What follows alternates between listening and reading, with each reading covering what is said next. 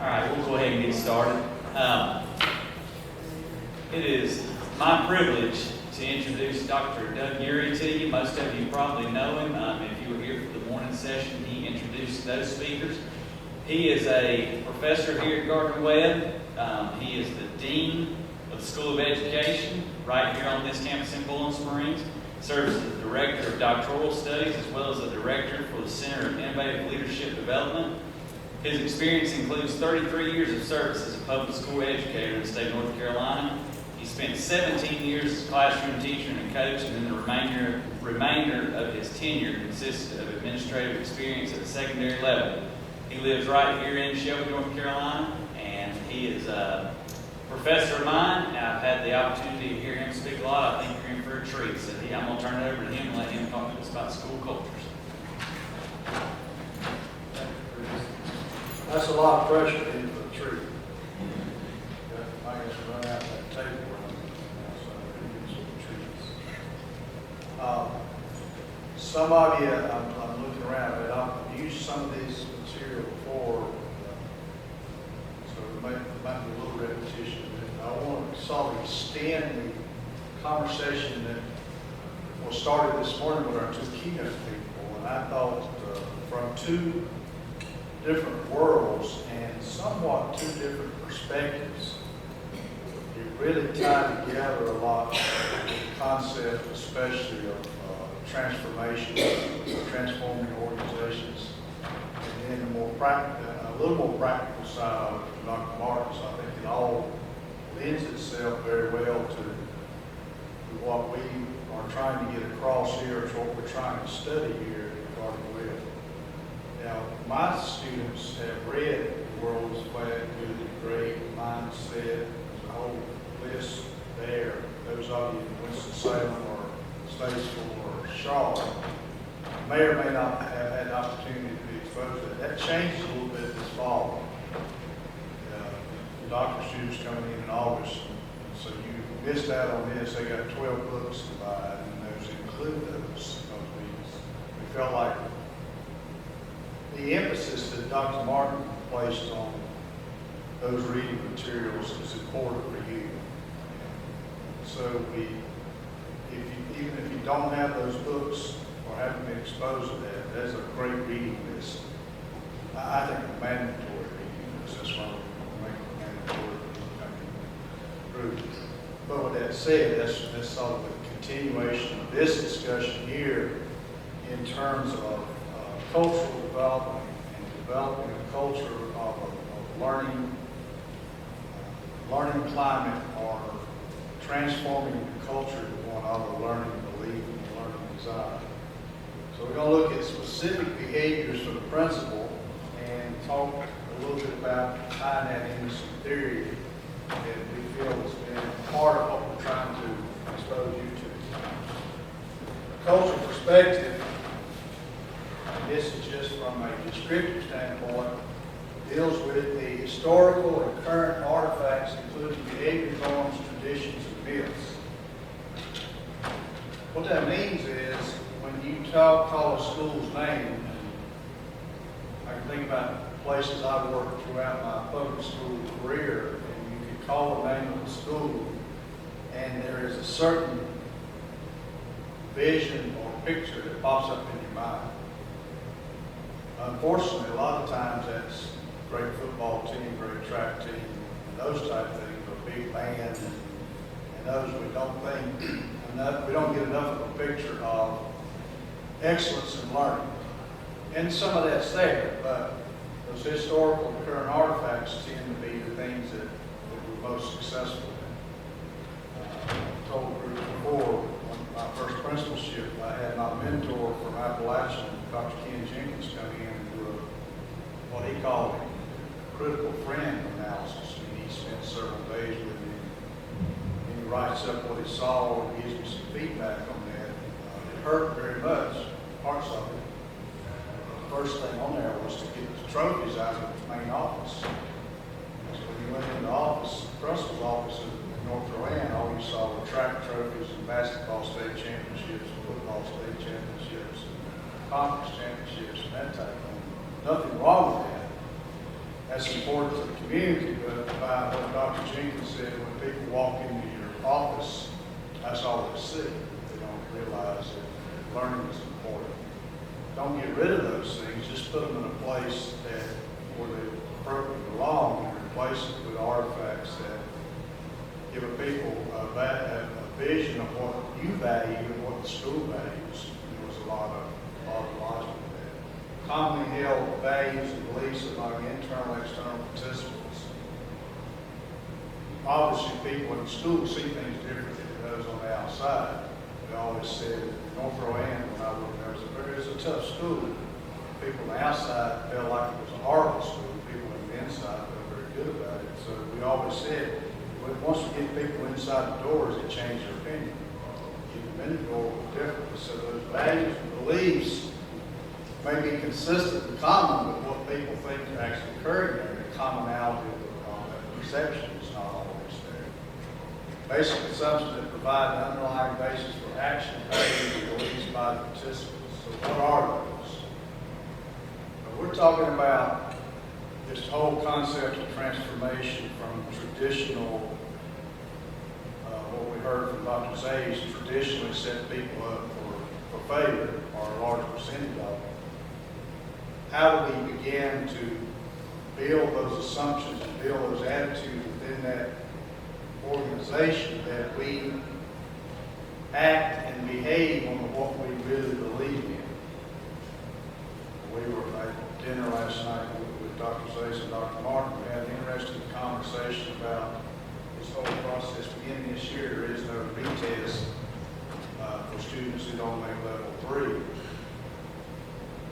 And part of what that's aimed to address, I think, are those teachers who rely on the fact that the students can be retested. There's an assumption that if we don't get this the first time through, that we got that reteach period at the end of the year, the retest time, and we've always got a chance to make it up. Now that's gone. That accountability and that pressure of performance throughout the year is going to be a little different because you don't have that. Now, I think there's some support structures and that type of put in. So our assumptions and our actions are going to have to be altered a little bit without that particular safety net. It won't be there. Some things you can ask yourself when looking at existing school culture. How long has it been there? That determines a lot about the hardcore values that are set in that school. If it's only 10 years old, and that hardcore value is different than if that school's been there 40 years, 50 years, 60 years, that type. I went to my high school class reunion over the weekend, and part of the emphasis was, here's what we used to be, here's who we are, not only the school itself, but also us as individuals. We as individuals. The fact that we were there, I don't know, I don't know, 45 years ago, that is a different culture, and it had our culture coming out of that. Our culture, if you look back, certainly is different than the culture is now. So that period of time has some impact on what that culture is. Why it was built and who were the first inhabitants, who had a major influence on the school's direction, what critical incidents occurred in the past, and how they were resolved, if resolved at all. Certainly this varies from school to school in terms of what has taken place there, and what has expired or transpired over a period of time, and how that influences the feeling. Take West Forsyth, for example. We actually brought them up in conversation last night. And the difference, when I was there, there was a football boosters and there was an athletic boosters club, and the two never mixed and never spoke. Something had transpired prior to my arrival at that school that separated two large support groups of kids. And obviously, resolving those if we understand that issue and those critical incidents there, then we as a leader can try to do something with it. But if we don't ask this question or don't try to understand that culture, and this doesn't necessarily have to be around athletic groups, it can be other internal aspects is impacted by, in this case, you had an external stakeholder group who saw things from a different light. So we have to examine that in terms of what was the critical incident that might have driven this, who had that influence on that school becoming that, and what does that do for what you're having to deal with. And also combined with that cultural emphasis was I followed a president who had been there 18 years, 30 people was there about 18 years. That's not a bad thing, I'm not critical of that, but the leadership style of the previous administrator versus my style of leadership, I had to understand the culture that existed under that leadership, and he had a major influence on that. One that was highly protective in terms of the people who worked for him, as he protected the internal aspect from the external influences or the attempts by external influences. And I heard that a number of times. Jerry wouldn't let this happen. Jerry wouldn't let this person do this. Jerry wouldn't let this person say that. That's all fine and great. That's a culture that was not how I was trained to deal with issues. I was trained to deal with issues with people solving problems, not people protecting necessarily. That's just a difference in belief. So until I had a full understanding of that influence and what that meant, what it meant to the people there, it certainly changed the way that I continue to try to do anything about that culture. What were the preceding principals, teachers, and students like? I just alluded to some of that. How does the school's architect, what does the school's architecture convey? How is space arranged to use? If you take this facility right here in terms of what our students will see in a couple of weeks compared to where you just went for lunch, our student center basically been in the bottom floor of that same building. And we have a very small bookstore, a lounge area maybe the size of this seating area here, and a Chick-fil-A there, and that's about it. So this architecture says what? That there is a different social atmosphere for these students. There's a different day-to-day routine, and the architecture indicates that. And we're standing here looking at the climbing wall. By the way, the doctors do a climbing exercise in the morning to see who can climb to the top quickest, and you get extra points on your dissertation. I said that to somebody earlier today. They said that they got steps on the side. But that architecture says something about it's okay to have fun. It's okay to, and all of this opportunities for sitting and congregating and being a part. If you've not been down in the theater, it's a 48-seat theater down on the first floor. We've got a session going on down there right now. I don't know how to determine which 48 get in there to watch a movie. I can imagine. Wouldn't want to have to settle that issue. Set tickets. That architecture tells us something about what this university is. So it's the same thing for whatever school you work in. And altering that architecture to reflect currency or reflect modern facilities is important in whichever way you can. I know as a Western site, we had these 9 buildings, 10 buildings. They all had panels on the windows, and each building had a different colored panel, so it was very retro at that time. We tried to get, while the short time I was there, we tried to get all that changed to one color, which was the color of green for the school. Probably good we didn't do it now, but if you look around, it's pretty much in style to have 9 different colors. So I think they did change it there. They told me you couldn't do it, and I leave it. Who are recognized and unrecognized heroes and villains of the school? That's a tough. Villains sometimes are very outward and easy to pick because they say whatever they want to say, and they lead teacher lounge discussions and that type of thing. There are villains who probably more dangerous than those who are very open to that. Understanding that is important. You would deal with that. I was trained, and I moved 5, 6 times in my career. I was trained at Appalachian to always get there early and learn new people. Go to the grocery store, talk to the common people, walk to the grocery store, go to a social event, go to a grocery store, do something to find out about the school. And you can find out a lot, and that begins to give you a feel for what people value in there. So then when you go into your building and start working there, it won't take long. They'll come by and let you know what the values are pretty quickly. You need to register that in terms of understanding what goes on there and understanding how you address that from an administrative standpoint and helping develop your own culture, especially this concept of transformation.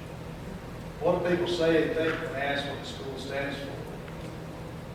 What would they miss if they left? What it means for assigned special importance? How is conflict typically defined and how is it handled? So two issues there. One, if you ask people what your school stands for, first of all, to be honest with you. Secondly, will you hear what you want to hear?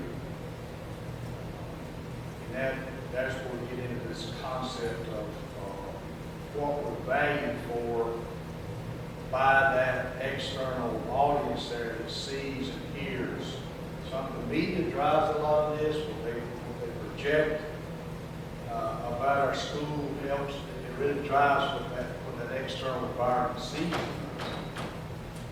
And even within a system, some schools have a different influence or influenced differently by the media in terms of what they want to project. I've worked in schools where parents have told me, well, I'm moving into your school. When I talked to the realtor, they said, you don't want to move there. You need to buy a house over here to make sure your kids get to go to this school.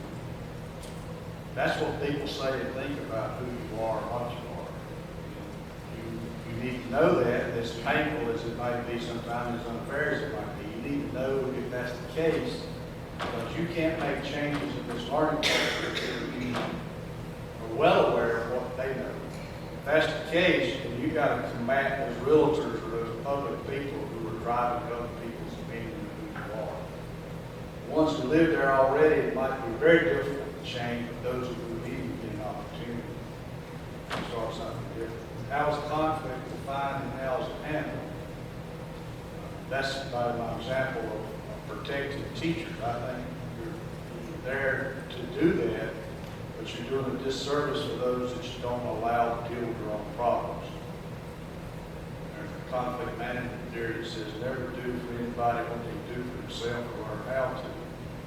Because when you do for people what they can do for themselves or learn to do, you're treating them, teaching them that they're not capable of handling their own problems. Therefore, subconsciously, they dislike you. And when they dislike you, that builds a feeling of dependency, and dependency breeds hostility. There's a chain here of how things happen. So when you build dependency, if you depend on me for anything, especially your job, if you depend on me, there is a hostility. You may not recognize it openly, but there's a hostility between the two of us. The greater the dependency, the greater the hostility. That's why our kids get angry at us a lot of times, get hostile towards us because they are dependent. Not all dependencies are bad.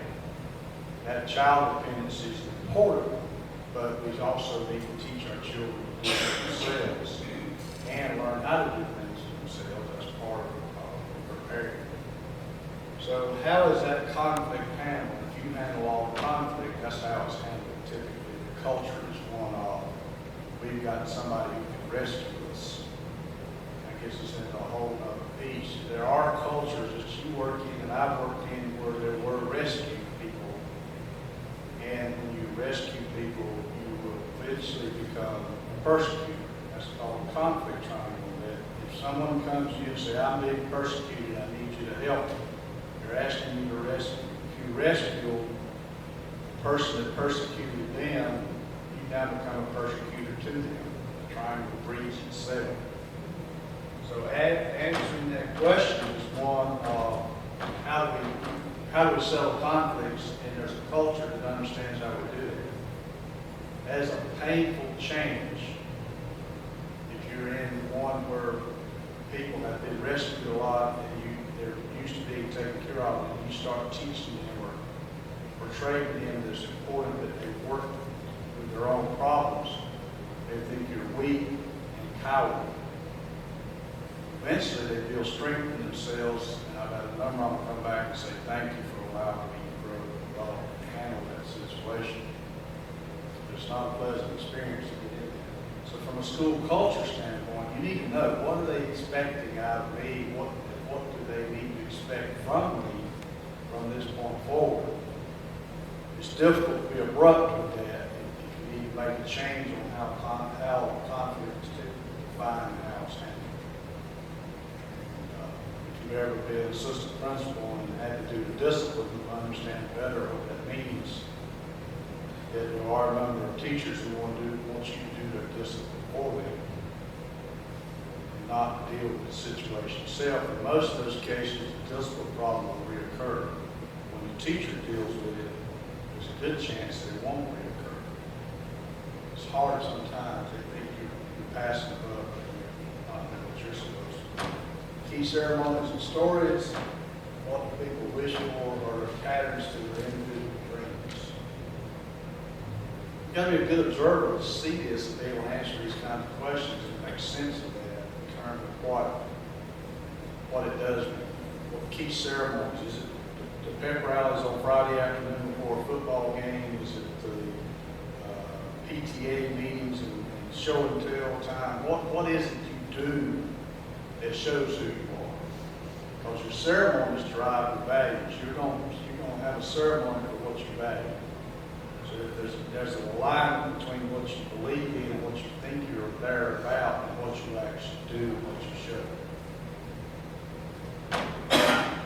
We heard a good talk this morning on some of the common literature on the world is flat, global implications. Wagner's book looks at three cultural elements that relate specifically to the overall culture. This gets away from those more concrete kinds of examples of how we solve problems into a more theoretical piece of what's important in learning environments. Collaboration, relationships, and efficacy, or at least determination to be more ethical in what you do. The level of collaboration gives you some idea of whether or not people in that organization actually value that or understand the value of being collaborative. And there needs to be a quantifying of that level in order for you to understand where that culture is. I don't know exactly how to quantify it. We do some of it, obviously, in the teacher working vision surveys or other climate pieces. But also, I think there's got to be a more elaborate way to give you more feedback on the level of collaboration, at least from the standpoint of what people believe, other than Likert scale survey guidance. I think you can observe what goes on in planning time, what goes on in team meetings, what goes on in department meetings, grade level meetings. I think there's an observation there of professional collaboration versus one's perception. Maybe it is important to validate either one or the other based on what you see and what you hear. But if these are elements that are important to the overall culture, certainly the validity of what you see or know or measure is important before you continue to deal with it. What we know here is that the level of professional collaboration, relationships, and efficacy is important for us to know what to address in the professional development piece. And I've got a model that will show you toward the end of this session here that helps better define the importance of those. As we transform from that traditional setting into this transformed or reformed environment, it is key for us to believe and understand the value of collaboration, relationships, and efficacy brings to the table. Because that is the underpinnings of this change that our speaker spoke to us about this morning, Dr. Zayas, in terms of this is what one looks like, or the principle applies here, here's the principle that applies in another situation. And that is, even my lunch crowd had some discussion about reducing administration and adding quality teachers, and how that sounds wonderful. Who's going to handle this, this, and this? That's part of that concept of the culture of collaboration, relationships, and efficacy. That those levels, improving those levels of those three principles, could help reduce the need for additional administration, or at least free you up as an administrator to do things that contribute more to the learning environment. And I think discipline is a good example of that. I've worked with schools since being at Gardner-Webb, so I wasn't an administrator. I've worked with schools since being here that when still sent all the problems to the assistant principal to handle. Professional collaboration is one in which those individuals can begin to deal with the issues that lead to the discipline problem. And building self-efficacy and self-determination, you want to build the skill to deal with that, so that you're not spending your whole day just counseling kids and sending kids home, suspending kids, whatever you might do with them. You've got a chance to get in and help with the learning aspect. Until there's a cultural understanding that you have responsibility to handle some of that, most of that discipline. There are some things administrators have to do until the teachers within that organization understand their part in that and contribute to these three principles, and you don't continue to be tied down. That's tough to deal with too. We seem to have been trained in this culture. I'm here to teach. They don't listen, somebody else has to do something. Questions to link understanding the school's culture with your role as a leader. Again, what the student staff begin to say when asked what the school stands for, how do we keep people at the school use personal pronouns in describing the school? Is it we or them or you? Is there separation between subject area, grade levels, departments? Are you pitted against one group against another group?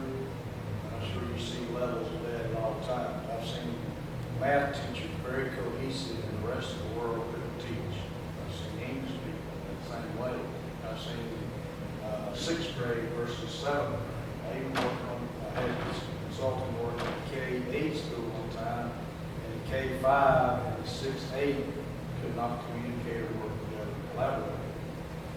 So, how do they describe themselves as a part of that school? Knowing that is important, and understanding the culture and what your role is to try to refine or change some of that particular attitude.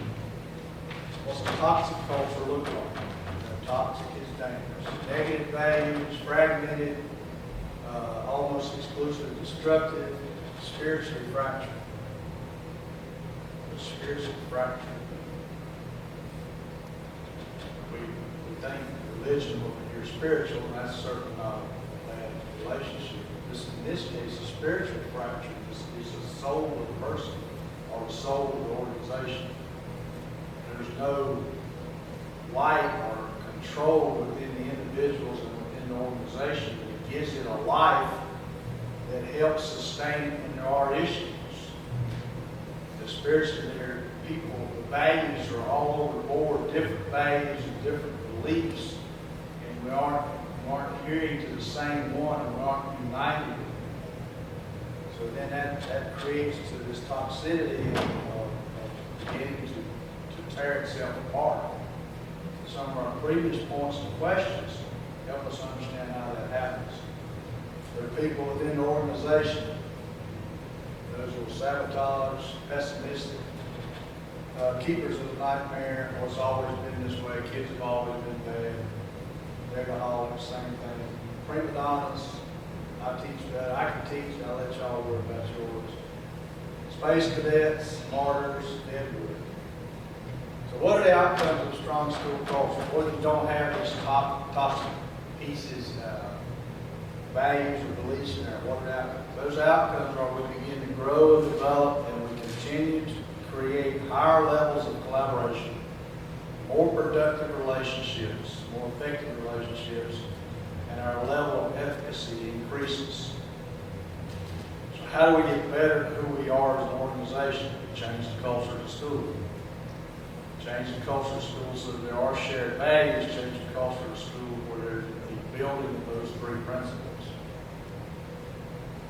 Principal leadership, creating, maintaining, and changing. First set, primary embedding mechanism. What you pay attention to, what you measure, what you control on a regular basis. If you're spending your time with discipline, if you're spending your time managing the budget, if you're spending your time controlling the environment, then you're paying attention to that to the point that you perpetuate that culture to one of that's what's important to all of us, and learning becomes last. If you're in the classrooms, teaching classes, filling in for teachers who are absent, working with students as you observe classes, then you're paying attention to the learning part. You go to a faculty meeting, and you hand out memos, you give directives, you give a lot of information out, and you're paying attention to the information. You go to a faculty meeting and conduct professional development in terms of how to be a better teacher, you're paying attention to what it means to be a better teacher. So what your agenda reads as indicates what's important to you, therefore that's what's important to the culture. And that can be changed with different structures within the day in which you conduct those particular kinds of meetings. And you can get a lot of that done in grade level meetings, department meetings, and subject level meetings, however the structure might be. A little more difficult with elementary teachers because of lack of time. A lot of it has to be done after teaching time. How you react to critical incidents and organizational crises.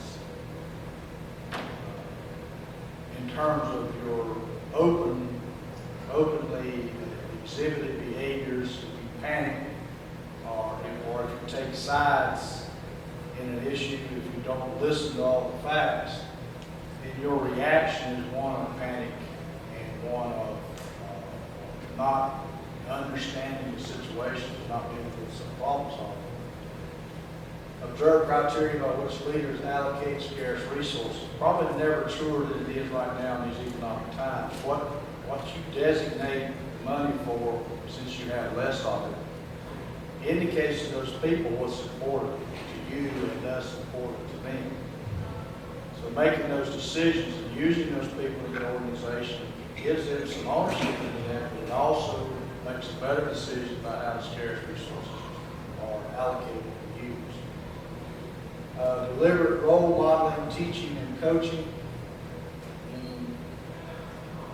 Away from the evaluation system where you wait to the end of the year to do the summative, and maybe parents assign this, here's your summative.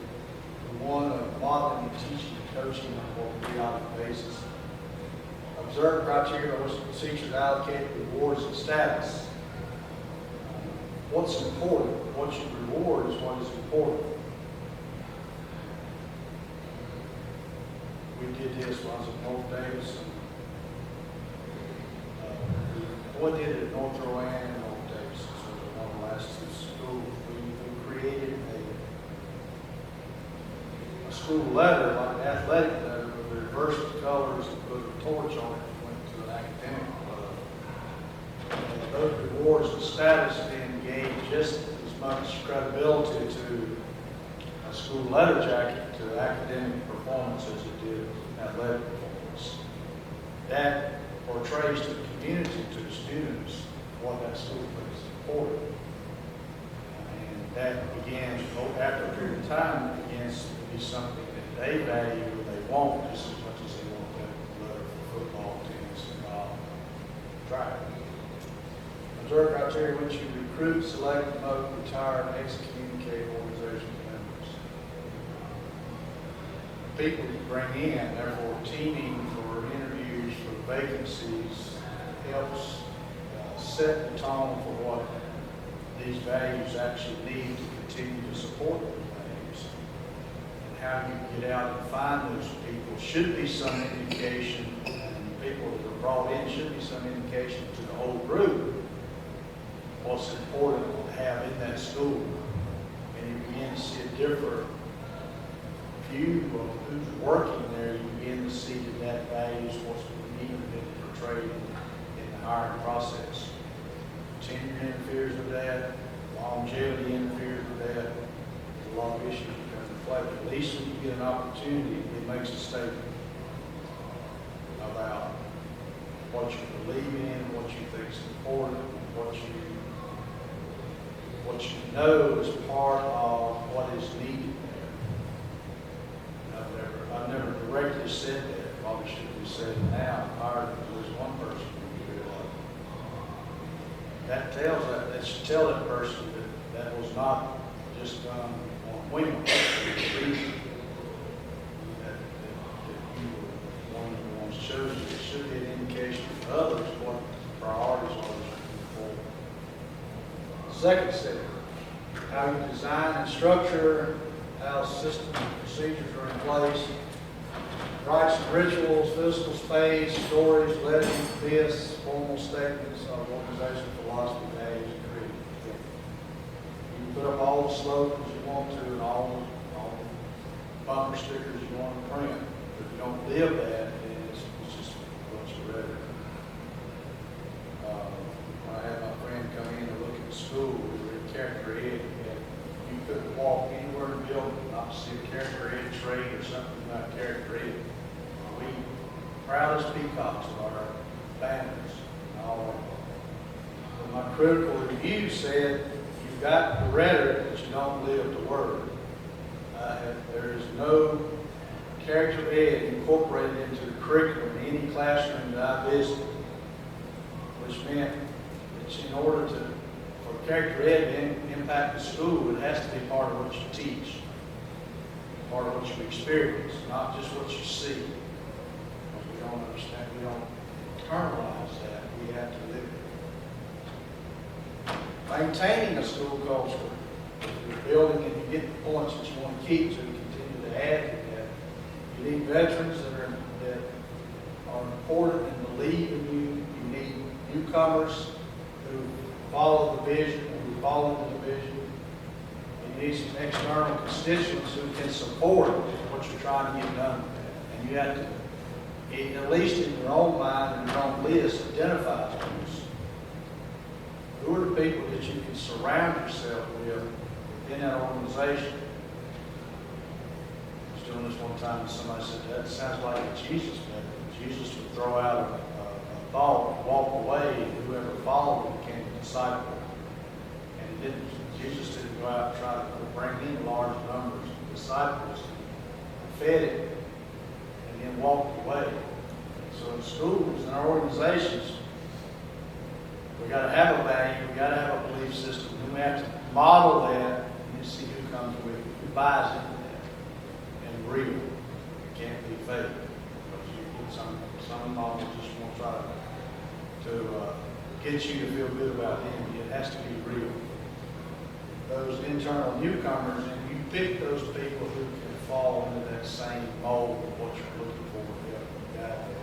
And people, the support system that's out there. How long does that take? Well, obviously, it depends on the level of culture that you're in and involved in. Also depends on the degree of counter activity within these particular areas and tenure, laws, and policies and procedures.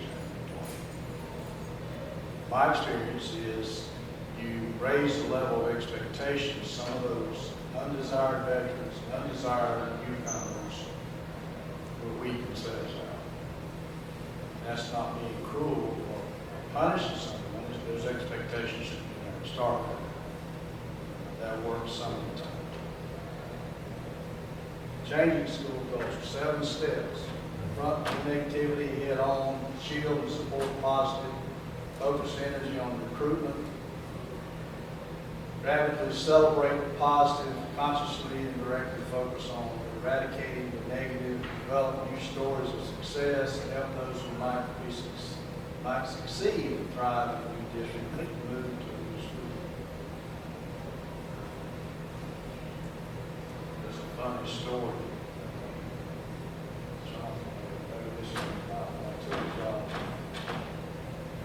Someone came and told me very early, says, your band director will come to you and convince you he's the most wonderful band director that ever led a band. But within 5 minutes, he's going to tell you he's going to another school and he wants you to be able to stay. Second day I was in the office on the job when he showed up. And if I had not had the previous conversation, I would have been extremely foolish. Really good. And within 5 minutes, he said, I'm going to offer a job. But there was some other background on that. And I said, you know, I think change is good. I think that's an opportunity. I've always found change to be good for me. That's why I'm here now. And he did accept that change. So there are ways sometimes that it falls in your lap where you can help people thrive in the new district. We don't always get those golden opportunities. That must happen to people. The principal can facilitate others in understanding and developing cultural vision, seminars. You can mold it, you can speak it, you can demonstrate it, and you can help people. So these are skills that be important to you. If we have time to talk about each one of those. 5 possibilities that symbolize what principles and assistant principals do. Symbolize core values, model values through your actions. Each time communicate what's important, realize what is appreciated, recognized, and officially correspondence is a visible measure. My advice on that is in informal and formal conversations, find a way to talk about what's important. Chit chat is fine, build relationships, ask you how your parents are doing, your wife's doing, your kids are doing. That's important. That's because, you know, I care about you. But quickly get to how things are going in the classroom. Let's talk about what's been going well, what's not going well, what can you help me share with other people to help this organization grow.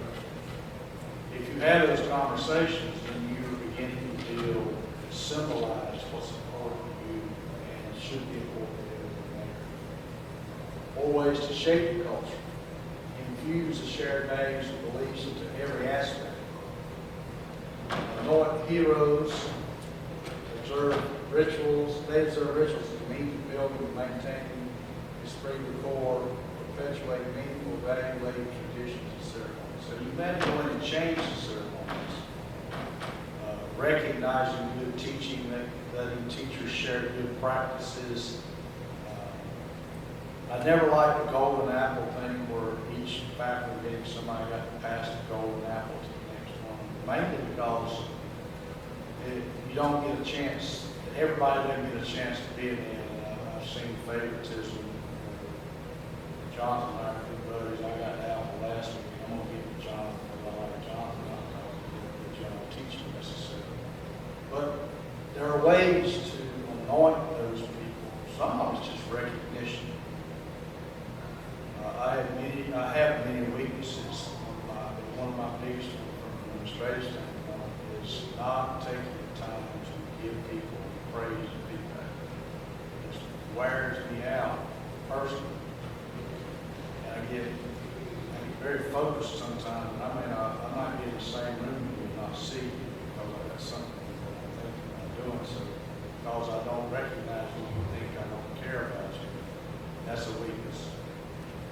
If it is, you have to work at it to make it better. And I have worked at it many times. It still wears me out to stroke people, some people are stroking others. I have to continue to work on it because I know it's important. I just wish I was brave enough to say, I've stroked you all you need to be stroked. Let's go and get the job. 3 examples of how teacher leaders can work. So this whole concept of building teacher leadership, this is not a concept of building culture that falls strictly on our shoulders and weighs us down. Celebrate successes, together tell stories, use clear shared language created during professional development. What you teach is what you believe. Areas for you to focus on: leadership, general organization, curriculum instruction, professional development, general management, and stakeholder involvement. There's, when you pull these notes off of our website, there's a whole list of things. I want to get to particular points. I'm not going to spend a lot of time on it. There are key questions listed with each of these areas of organizational focus. 1, leadership. So ask yourself, do you in the school reflect a deep understanding of contemporary practices, including distributed leadership involving faculty and stakeholders? Do you organize the school so that collaboration can occur?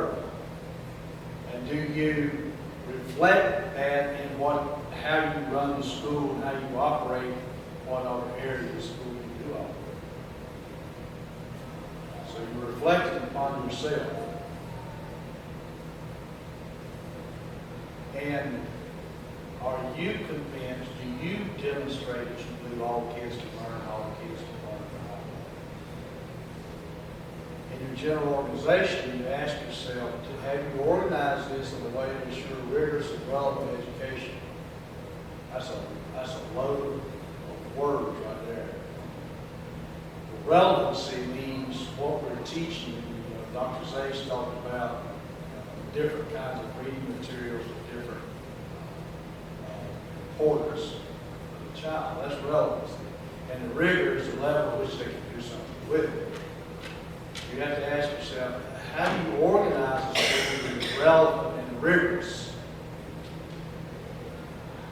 Conversations, actions, staff development. You create a way in which people can share and reflect as groups. And you continue to provide examples and find ways to be able to give out examples of what rigor actually means. And rigor is not more. Rigor is about critical thinking and that level of critical thinking, how to get to that level. Your curriculum instruction question: is overall curriculum geared to contemporary organization a way to focus on high levels of success for all students? We're brought on with that, all the caps in different colors.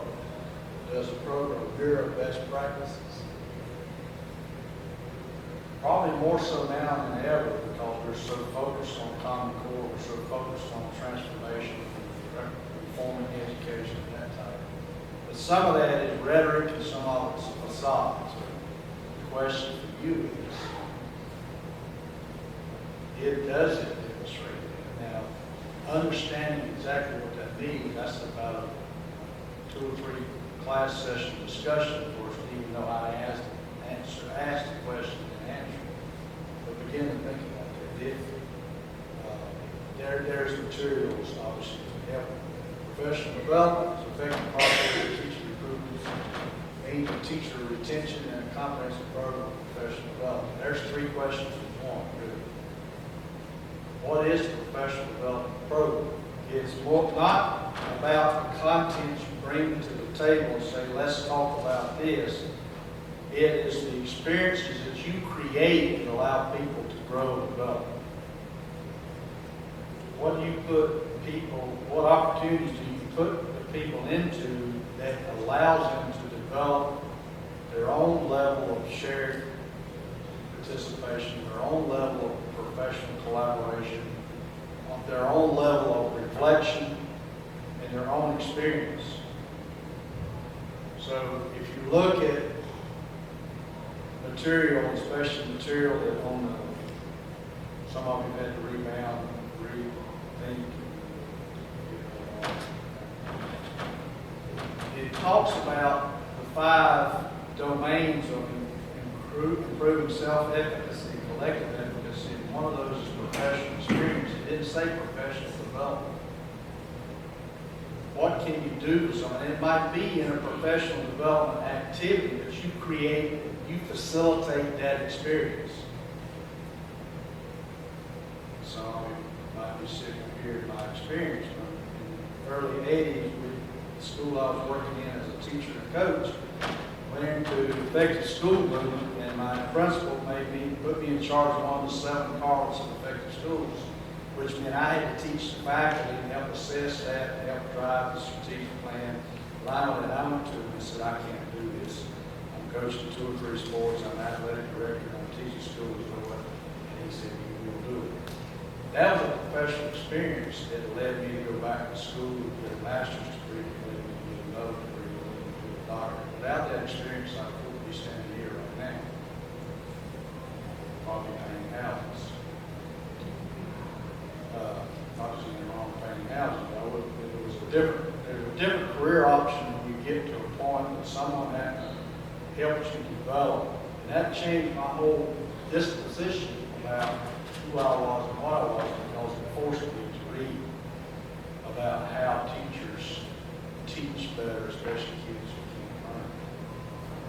If you create your repertoire of experiences for people in which they grow and develop, you'll have a very successful organization. And it can't be in a way that is so outward in terms that it loses its meaning. The experience has to be real. If I had said back in the early 80s, well, all of these experiences is a lot of early development, I would probably fought very hard not to let that happen, because I was so intent on not doing it. The fact that I went through it and grew from it was, there's something there you see in people. And I've asked him since then. Of course, he's still living. And I've asked him why. He said there was a quality that I saw that you weren't using. And he felt like that was the way. But maybe that's love people. Maybe right about that. He's been very important. General management. Organized management, effective management reflects total commitment. How to use your resources. How do you allocate those resources? What is the priority? Stakeholder. Getting those environments, internal, external environments involved in what you do. Is the entire community aware of practices and procedures? They can tell you how many football games you won. They can tell you how many girls softball games you won. They can tell you whether their child's on honor roll. Whatever that might be. Do they understand what you stand for and what their role in that is? There was some of that again this morning. How one said teachers was the key, principals was the key. The next speaker said, okay, I buy that, but the community doesn't get involved with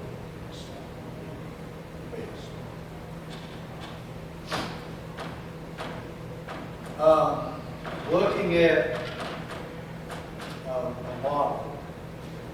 Instead of, I'm going to take about 5 more minutes of time to give you a break before 2 o'clock. This next language in these slides go to deal with. I know some people I work with have heard enough of this and never worked with it. In practice, several of them here help write this and help expand the information. The concept behind this model is that we want to create a learning culture. Whole topic here. And that is done with the individual and collective groups. If you haven't been in my class or been a part of putting this together, that means that each individual has a level of what you're capable of doing, and to build a learning culture, each one of you got to get better at that. Whether it's being a spouse, or being a parent, or being a teacher, or being a leader, there's a lot of roles in life that you can get better at what you do. And if we as individuals, whatever numbers here, become better at what we do, then we collectively are more capable of doing something, whatever it is we set out to do. And in order to change that, is based on disposition, professional experience, structure, shared decisions, and assessment skills. That if you can measure that, which we believe you can, then you create an individual measure and a collective measure for whatever you're doing. Some of the ones sitting on next to the back row help write some of explanation for those 5 domains based on what other people say. We tweak that a little bit, use some of it, and put that together, try to give an explanation. The vague part of it is maybe how you actually measure those 5 domains. So if we all here took an instrument and part of the question challenged our disposition or measure our disposition, and part of it measured our professional experience, so on, and maybe when we finish, we have a score. My score is 131, Stevens is 151, and Perry's is 181, Dr. Eagles is 62. What does that mean? Is one of us have a higher level of efficacy than the other? Maybe. The point that we make in the book is that's not significant. What is significant is it gives you a baseline to work with, and you validate what you found out. It may be my disposition question drove me way up, and my professional experience may have driven me way down, and I've got a basis of understanding scores. So an individual measure and a collective measure is important. So we put all these together, we got 2,500 points as a group. What does that mean? It's a baseline on which we begin to change our level of ability. And we're saying in this text that to do that, create a growth plan. Well, if professional experience brought me down, then my growth plan is to have some professional experience. If yours is your disposition, then yours is to change something to change your disposition. Action research, not from a formal standpoint. You're writing dissertations, you've got all that research you need. But action research means what's the needs assessment say? What's something that might change that? Let me implement that and judge the impact. So it could be very simple. It can be done outline, but until we do that, it may deal with 5 domains, it might deal with something in the realm of your job responsibility. Empowerment and efficacy training was saying that until you understand all this, you can't make a whole lot of change. If you don't believe in shared decision making and the value of empowering others, you can't just go empower people. You can't just go talk about dispositions. You have to understand what that actually does. They always say remeasure it, compare the 2 measures to see if there's growth. More importantly, can you correlate that to some outcome? We heard one of the speakers this morning say student scores, teachers' opinion, parents' opinion, student opinions. He listed a whole group of things that measures outcomes. Now, the concept from a statistical standpoint, is there a correlation between either the measures and some outcome? You have to decide what your outcome is in order to do the correlation series.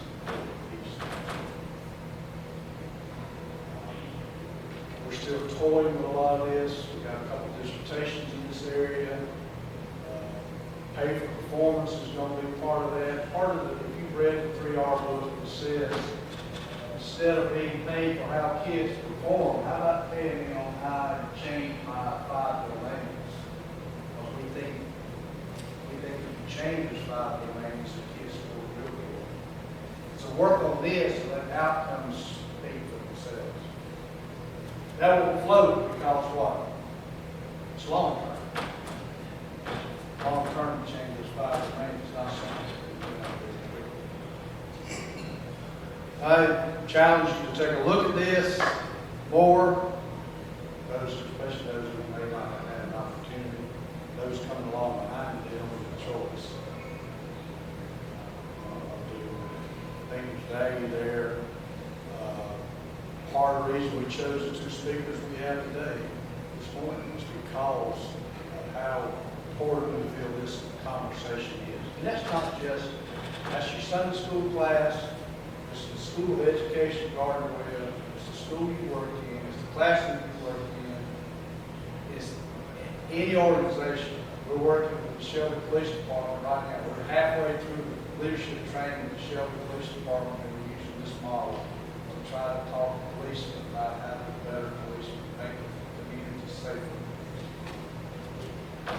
you understand this.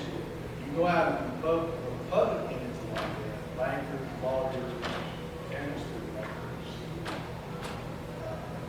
you got to make it relevant to that too. This is about us. Culture changes when you change. It really begins to change when collectively begins to change. And dealing with all those barriers are the things that you see in the first ones that you notice, things that you can do and ask yourself. Any questions?